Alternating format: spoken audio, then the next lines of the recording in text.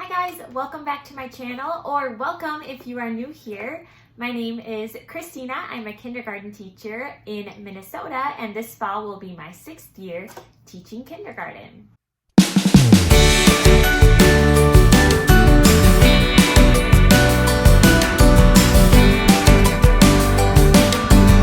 So we are on episode 3 of my professional development books for educators. These are all of my favorite books that I love to read summer after summer and even throughout the year to help me grow as an educator. Today is all about writing.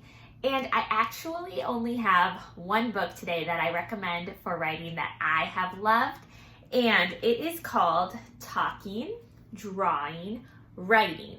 And it's lessons for our youngest writers. So I would recommend this for kindergarten, 1st grade, 2nd grade.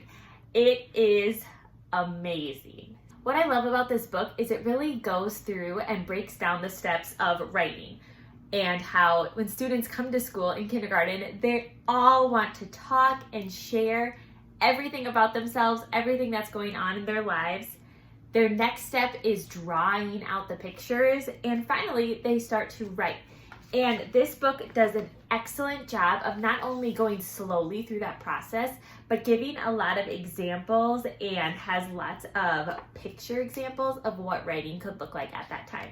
So it starts with storytelling, which if you are a primary teacher, you know that storytelling is something that every single kid loves to do, whether that's in front of the whole class, if it's just to you or to a friend or a small group. Students love to share about themselves and love to share about their life. What I love about this book when it talks about storytelling is it really breaks it down on how you can incorporate storytelling into your writer's workshop time. And that's as simple as having a student come up and share something that they did last night. Like maybe they had a soccer game and they're able to talk about their soccer game and you're getting all of the details. And then you're able to encourage that conversation with other students and use that storytelling to help them become writers. The next part of the book talks about drawing and writing books. So that's having, your writer's workshop packet or a notebook or something that the students write in. And it talks all about how to really make sure that there is an emphasis on how important these books are, that we treat them with respect and with care, and that they are something that we come back to every single day during writing time. The next section talks about drawing, and I love that it talks about drawing with teachers and with children, because I know there's times where you're feeling like, I do not know how to draw that, and you feel kind of insecure about drawing something, but it really talks about using shapes as a way to help students draw and to really try to help students draw things to look more realistic. So rather than drawing a stick figure, being able to really break down a person, since that's something that a lot of kids want to draw. So we take the time to really draw one another and do a self-portrait, and we spend a whole week on what shape is your face? What shape is your partner's eyebrows? How about their eyes? What color are their eyes? And it's just like really looking at people closely and doing your best to draw that person. I just love that it has just great examples of drawing from students of different ages in here. Lots of picture examples. Then the book goes into writing words. And in kindergarten, we get to that point where we've gone through all of the alphabet letters, all of their sounds, and we start to listen for maybe the beginning sound of a word, or maybe as many sounds as you can hear in the word.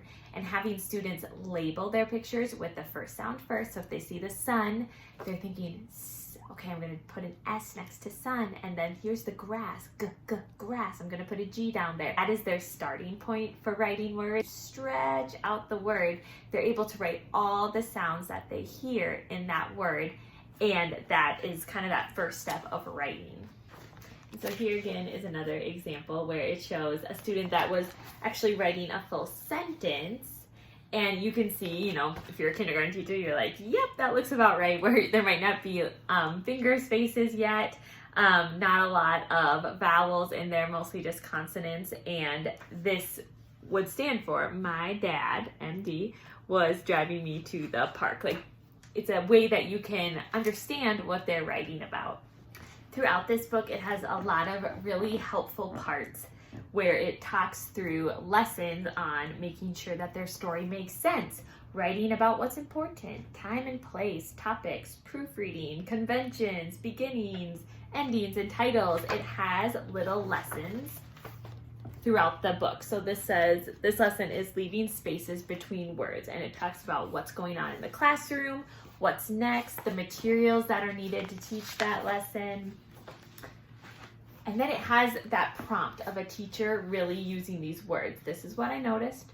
Let me show you what I mean. So today, as you write, why we chose this book, suggested other books, and then they also have other possible lessons. So those are sprinkled throughout the entire book. I also love that in the very back of the book, it has some materials for young writers that you might want to incorporate if you are hoping to have maybe a writing center in your classroom, or just different ideas like having a writing folder, the drawing and writing books like they recommend in the book, having different colors of paper, different writing lines in your center, work caddies that might have crayons, pencils, markers, colored pencils, staplers, tape, things that are accessible for the students to create books and create their own stories. I know for myself, when I first started teaching kindergarten, writing was one of those areas where I'm like, oh my goodness, like some students don't know their letters and sounds yet. Some love to write and to draw. Some are just orally telling the story. Like there's so many different levels when students come into kindergarten. And this book really has helped me to find those mini lessons that I can teach before we start our writing workshop time. And it really is developmentally appropriate, I feel like, for my students to have the opportunity to tell their stories and then to be able to draw and give them the tools to be able to feel confident in their drawing. And from there, as we gain the ability to listen for sounds and know what letters go with which sounds, we can label our work, and then we're writing words, and then we're writing sentences. And then before you know it, in like starting in January and going through the spring, they become writers, and it is so amazing. It is one of my favorite things to teach now, and this has been a book that was really helpful for me.